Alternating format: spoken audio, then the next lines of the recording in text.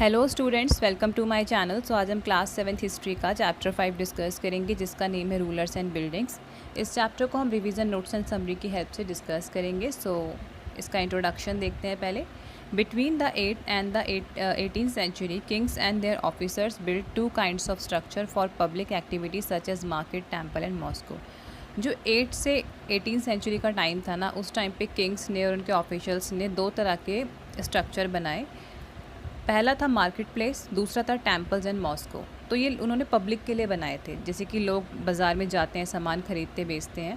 दूसरा, लोग मॉस्को या टेम्पल में भी जाते हैं पूजा पाठ करने या रिलीजियस एक्टिविटी में शामिल होने। तो इस पर्पज़ से उन्होंने बनाए थे।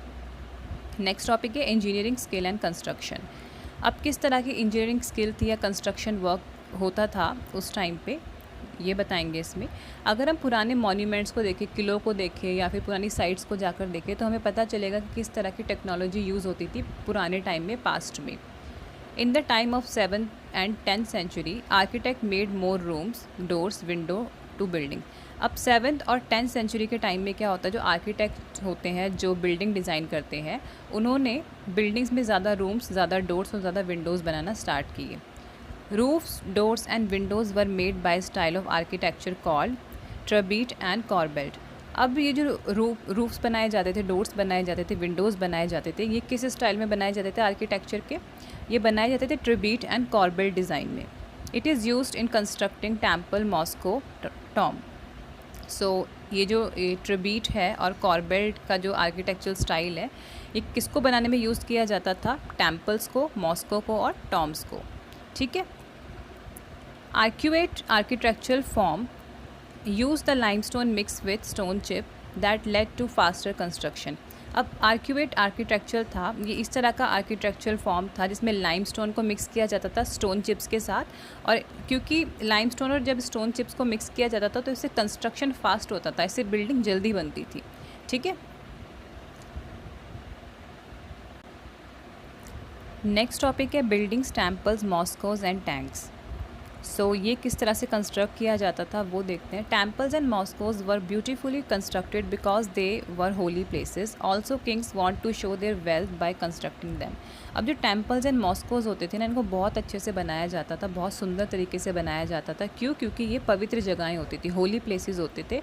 और दूसरा रीज़न ये है कि किंग भी दिखाना चाहते थे कि वो कितने वेल्दी हैं कि वो पब्लिक के लिए मॉस्को या टेम्पल का कंस्ट्रक्शन करवा रहे हैं, निर्माण करवा रहे हैं।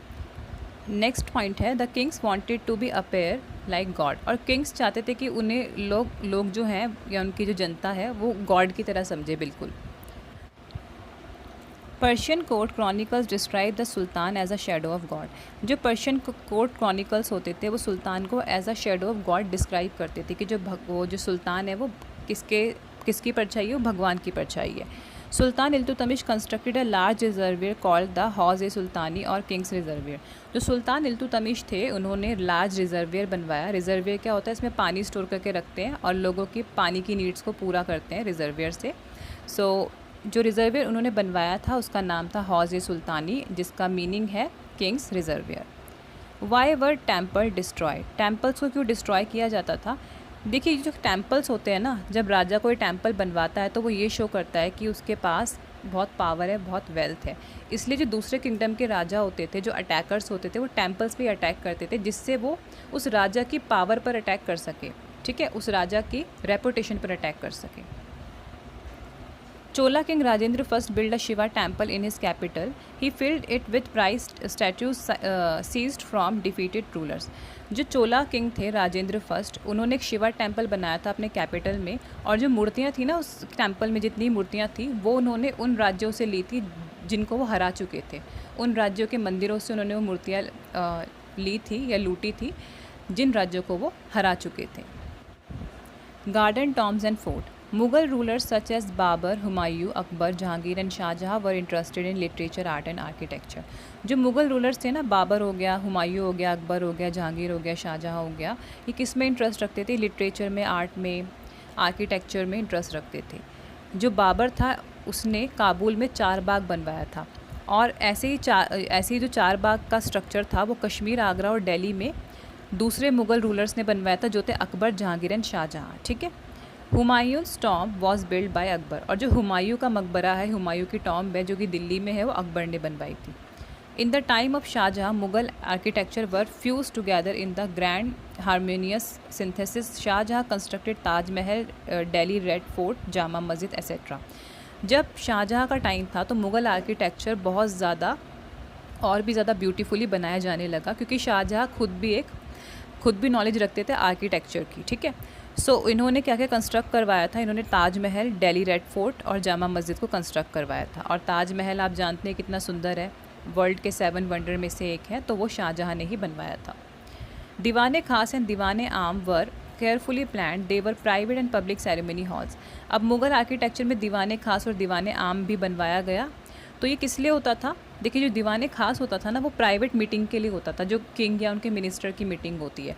और जो दीवाने आम होता था वो पब्लिक मीटिंग के लिए होता था, कि जो जनता है, अगर उनको जनता है, उनको अगर किंग से, अपने राजा से इंटरेक्शन करनी है, बातें करनी है, तो वो दीवाने आम में मौजूद होते थे, आते थे।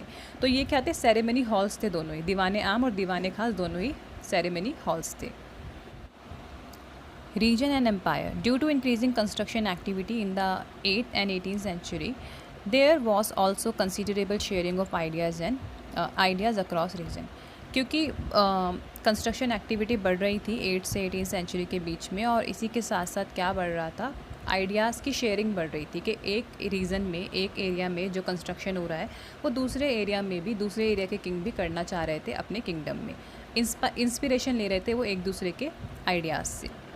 अब विजयनगर का अगर हम एग्जांपल ले, तो जो उसका the elephant stable of ruler वाला डिज़ाइन है, जो आर्किटेक्चरल वर्क है, वो कहाँ से इंस्पायर है? वो इंस्पायर है जो बीजापुर और गोलकुंडा के आसपास की जो सल्तनत है, वहाँ से इंस्पायर होके ये डिज़ाइन बनाया गया। Temple in Vrindavan near Mathura were constructed in architectural style that were very similar to Mughal palaces in Fatehpur Sikri. अब अगर हम वृंदावन के टेम्पल की बात करें जो मथुरा में है, उनका जो आर्किटेक्चरल डिज़ाइन है वो कहाँ से इंस्पायर होकर बनाया गया? वो मुगल पैलेसेस है ना, जो फतेहपुर सीकरी, वहाँ से इंस्पायर होकर बनाया गया। The Mughal adopted the Bangla dome in their architecture. अब जो मुगल्स थे उन्होंने अपने आर्किटेक्चर में बांग्ला डोम का डिज़ाइन अडॉप्ट किया। मतलब जो भी मुग़ल आर्किटेक्चर होता है, आप उसमें देखेंगे कि ऊपर डोम होती है, तो उसको कहते हैं बांग्ला डोम, ठीक है। तो उससे वो डिज़ाइन उन्होंने अपने आर्किटेक्चर में ऐड किया। सो स्टूडेंट्स, इसी के साथ आपका ये चैप्टर फिनिश होता है। आई होप आपको समझ में आया होगा, एंड अगर आपको वीडियो इन्फॉर्मेटिव लगे तो आप अपने फ्रेंड्स के साथ इसे शेयर कर सकते हैं। मैं आपसे मिलती हूँ नेक्स्ट वीडियो में, जब तक के लिए बाय बाय। एंड प्लीज़ मेरे चैनल को सब्सक्राइब कीजिए, क्योंकि जब आप सब्सक्राइब करते हैं और मेरी वीडियोज़ को देखते हैं तो मुझे और वीडियोज़ बनाने के लिए इंस्पिरेशन मिलता है।